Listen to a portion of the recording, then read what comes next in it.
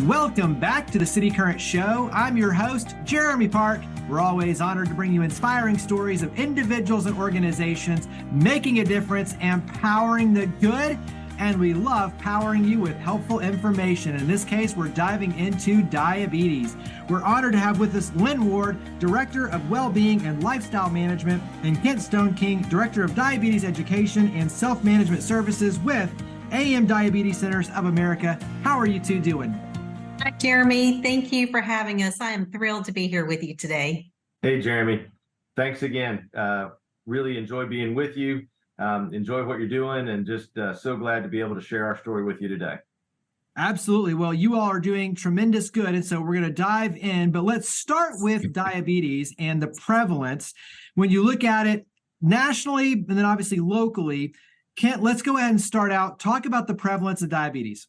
Absolutely. So diabetes comes in two flavors. There's type 1 and type 2. 90 to 95% of people with diabetes have type 2. The national prevalence is around 11% right now, but in the Memphis Mid-South area, we're considerably higher than that. And there are a number of reasons that that's the case, but across Tennessee, we're more like 14%, and then Mississippi, just to the south of us, is 15%. So we're kind of maybe say, that maybe 14.5, if you will, kind of in the Memphis area. We have more than enough diabetes to go around here for sure. Lynn, touch on prediabetes. Yes, right. Prediabetes is a real problem. There are 96 million people in our country with prediabetes, and most don't even know that they have it. And the thing about it, before someone is diagnosed with type 2 diabetes, they almost always have prediabetes. And there is something we can do about it. And that's part of our work, prevention and management. Talk about what diabetes is, because I think that's, obviously raising awareness. And so when you talk about the prevalence, but talk about what diabetes is. Sure, I'd be happy to. There's a lot of misunderstanding there, Jeremy. People say, well, it's just a touch of sugar, and that's not the case. I'll begin with the type 1s. I'm a type 1. I've had type 1 for over 44 years, and very thankful to have good care and still enjoy good health. But type 1 is really offset by an autoimmune process that destroys the beta cells in the pancreas. Those are the cells that make insulin. And insulin is the hormone that moves glucose from our bloodstream. It's our body's number one source of metabolic fuel, but it's got to move from the bloodstream into the cells to be utilized. Then insulin unlocks the doors to those cells so that dynamic can occur. So with no insulin production, we have type 1 diabetes. And so that's why type 1 is only treated by insulin. Type 2 is very different. And really, it's interesting that they call both conditions diabetes. Really, it boils down to the commonality of difficulty in metabolizing glucose and secondarily fats for energy. But type 2 is more of a progressive condition. It begins with the cells just not responding to the body's own insulin. We call that insulin resistance. And then as insulin resistance mounts, insulin production tries to mount to keep pace, but eventually resistance outpaces the body's ability to overproduce insulin. And at that point, insulin production begins to wane, and we see blood glucose levels begin to rise. And then there are a number of treatments for type 2. Many of them are oral tablets, capsules, some injectable medications that are not insulin that are very effective. Names on everyone's lips these days are like Ozempic and Wegovy and Mounjaro, so that there's a role for those in type 2 patients. The great thing is that we can detect the onset of type 2 diabetes, and doctors for generations have used the term borderline. Well, there's not really a borderline diabetes any more than there's a borderline pregnancy. It either is or isn't, but we can see diabetes emerging, and so we call that prediabetes. Blood glucose levels that are a little bit off the mark usually goes along with overweight or obesity. So managing weight, eating properly, physical activity, some of those just general health components being done on a consistent basis can go a long way in preventing diabetes. And we'll definitely touch on those in greater detail in terms of the tips and the wellness and well-being and pieces. Touch on, when you talk about AM Diabetes Centers of America, give us some context organizationally, and then we'll dive in deeper. Certainly. So we are a premier endocrinology practice. Dr. Kashif Latif is our medical director, and he's been here in the greater Memphis area for over 20 years, treating people with diabetes and thyroid disorders and so forth. But diabetes is really near and dear to his heart because his oldest son was diagnosed as an 11-month-old. In fact, Dr. Latif pivoted his practice from primary care up in the Brownsville area to diabetes, and then moved towards Memphis because we have so much more diabetes here. but premier endocrinology practice, the best medical care for diabetes you'll find anywhere. But one of the things that Dr. Latif makes a very high priority is education. And it's sad, Jeremy. There used to be diabetes education programs all over the place, and there are very few now.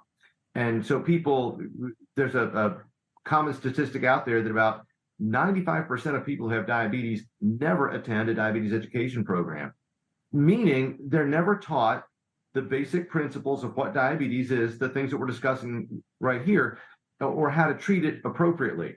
And it isn't rocket science. I mean, if it were rocket science, I couldn't do it. But we have a few basic things that are fairly simple to do. If they're done the right way on a consistent basis, can go a long way for people with diabetes to prevent complications. And that's really the end game. People with diabetes don't die from diabetes, they die from complications of diabetes.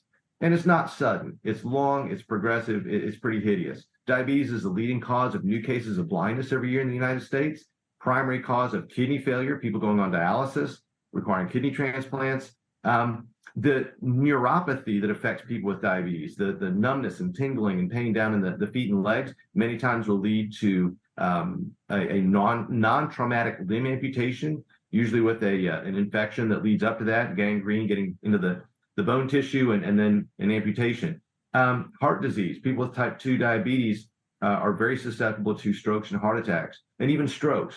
So pretty much anywhere where blood flows, diabetes can complicate blood flow and then affect those end organs. This will lead us into the education component, but talk about where it starts. So when someone says, hey, I want to step in, and I imagine like the assessments, the tests, where does it begin with someone stepping in and figuring out, okay, this journey, what is it going to look like with you all? Sure. So when people are referred to AM Diabetes Centers of America,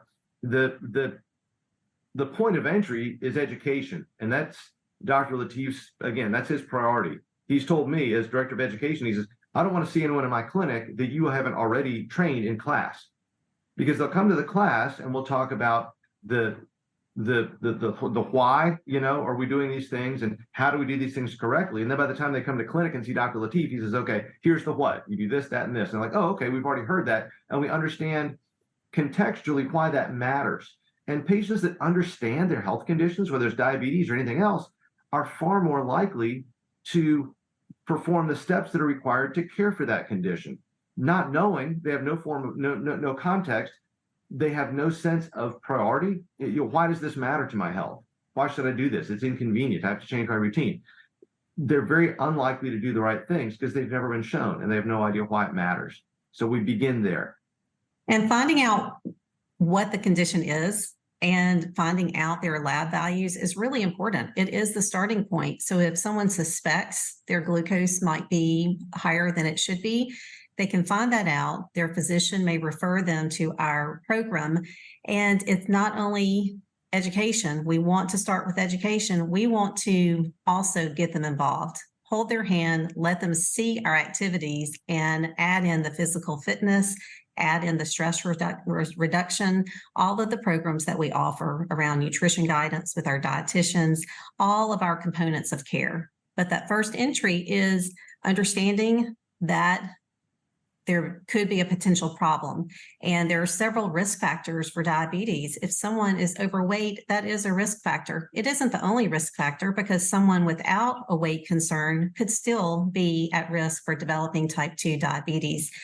But aging is a factor and inactivity is a factor. A lot of key components that we wrap education around for educating and managing diabetes, and then for the entire diabetes prevention program that we offer.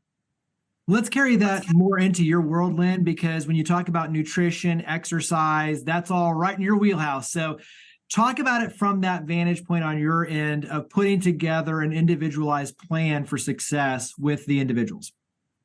I'm glad you used the word individualized. We love individualized and personalized care with our components of care, looking at behavioral health, physical fitness, stress reduction, nutrition guidance. All of those components will make up the whole person. And so strong, accurate clinical guidance coupled with, let's go get some exercise right now. and let's learn how to manage our stress, reduce our stress. For years, I've never said stress reduction. I've always called it stress management. We are implementing tools that are truly helping people reduce their stress. And it's really exciting to see the improvements across the board. And that's where the prevention program utilizes these key components. Give us one of your favorite tips, and we'll leave it broad on both sides for each of you, but let's start on your end. Give us one of your favorite tips or recommendations out there when it comes to prevention management. You have free flow access, whichever direction you want to go, but give us your favorite tip or recommendation, or a favorite tip or recommendation. All right. Well, that's what do I choose? Because there's so many great things. As a firm believer in education and as having benefited from education, for years, let's just keep it very simple. What if somebody just took medication and the doctor said, okay, go exercise and eat right, and they have no other guidance? How are they going to know if the things that they're doing, are working for them? Blood glucose management, blood glucose monitoring. We've had the finger stick meters out there for generations. They're great. They're accurate. They're easy. They've never been easier. But now we have the continuous glucose monitors, the Dexcoms, the Freestyle Libres. There'll be others hitting the market soon. People without diabetes are wearing these just to monitor it. Elite athletes are wearing them to monitor the impact of certain foods and certain workouts on blood glucose values. So, the science is there. These are very accurate devices, and monitoring blood glucose is the key. And I'll tell people, I say, you can get started on whatever regimen your doctor puts you on. Monitor your blood glucose yourself, because you'll be the first to know if what your doctor has prescribed or what you're doing is working or not. And those blood glucose numbers will tell the tale. Is it possible, and then we'll bounce to you, Lynn, but is it possible if someone is, I know you said, there's no such thing necessarily as borderline, but if someone is on that kind of that balancing beam and they get themselves in better health and better shape and eat, the right things on the nutrition side, can they pull themselves back, out of it? Or is it one of those where they're going to, from that point forward, always be walking that balance beam? I think we're all walking the balance beam, but we can reduce those numbers and get our A1C into a normal range. So we are able to do that with some lifestyle factors. And my tips would be to get moving, stay active, look at your nutrition with the fiber that you're taking in and your sugar amounts, as well as managing stress. The National DPP, Diabetes Prevention Program, is a year-long program that we work with people for an entire year to make these changes. Because if it was super easy, we all would already be doing it. But there are a lot of factors that fight against us, and we want to meet people where they are in their preferences and make slow changes over the year for sustainability and to keep those numbers decreasing. Yeah, and I think just like anything, is education is the key, but it's also it's small changes. So it's not a complete overhaul, right from the get-go, although in some cases that, could be necessary, but it's small changes to completely shift your lifestyle and make the changes necessary so it's sustainable, but you pull from over here to completely over here by doing all the right things. And that goes back to education. It goes back to the support network and the expertise and the guidance, the structure. All of that plays a vital role in creating success. Kent, what puts a smile on your face when you look at, obviously, as we talked about the prevalence, but most importantly, your ability to step in and create success for the individuals, for their family, what that means for the health of not just them, but for their family. What puts a smile on your face when you think about the impact you're having? It's so gratifying, Jeremy, just to see people improve their health. We talk about diabetes education, but really the goal is empowerment. So if you come to our class, we're going to provide you with a lot of information, but at the end of that, we're handing you the keys. We're saying, all right, Jeremy, this is your diabetes. It's not mine. We're here to support you. We're here to help you, but we want to empower you to manage it on your own. And based on what we've given you and being there to help guide that process, we've set you up for success, but we want to see you succeed. So what makes me smile is seeing someone come back, 2-3 months later, having made tremendous improvements in their blood glucose, They're getting it. They're taking their medication on a regular basis. They're starting to make better eating choices. As Lynn mentioned, they're getting active or getting more active. All of those necessary components. They have family members that they're sharing that with. In fact, one of the greatest things is to come into our classes and to see a spouse or a best friend or someone, a sibling that comes with that person. I love having a second set of ears. And I'll tell the person who's come with diabetes to say, this person next to you is a huge advocate. They're your biggest fan, and they're going to be your accountability partner, but they're going to hear the same things today that you're going to hear and help you stay on track. So love to see the families get involved and to see people owning it and to realize that it's not as daunting or as perhaps debilitating as it might be otherwise. And I've seen literally thousands of people that go to their primary care doctor, and I'm a pharmacist by training. And so working in community pharmacy for years, I'd see them walk in with this dumbfounded look on their face. They've got their first prescription for insulin. They've got a prescription for a blood glucose monitor and test strips and all the other stuff that goes along with it, or maybe some oral medications or whatever. And they're in shell shock. And I'll fill the prescriptions and say, okay, explain, here's how you use these. But I tell them, you owe it to yourself to go to a diabetes education class. And now that we're running these classes, we're able to provide that necessary training so that they can leverage the medications and the monitoring equipment and the meal plans and all the things that we provide to their greatest advantage. And as Lynn mentioned, it's a very individualized phenomenon. No two people are alike, but everyone can succeed with this. And so it makes me smile just to help get each person to that point. Yeah, I love it. We'll wrap up with where we go to carry these conversations forward. So website, contact information, where do we go? So our website is amdiabetescoa.com. We can be contacted at education@amdiabetescoa.com. And Lynn, yours? Yes, education@amdiabetescoa.com, and find us in the Bartlett Clinic and our location in Memphis as well. And what puts a smile on my face, I just have to add it, is when I hear people say they hear our voices in their head. They think about their choices, and they say that they've carved out that their snack cabinet looks different nowadays. I think that's so fun. I wanted to throw that in, but we can be found on social media as well. Find us at AM Diabetes Centers of America and AMD 360. Well, I agree. It's all about making healthy choices. And so greatly appreciate your ability to help everyone make healthy choices and transform their lives and the process. So Kent, Lynn, thank you for all you and your amazing team do. Thank you for coming on the show. Thank you, Jeremy. So good being here.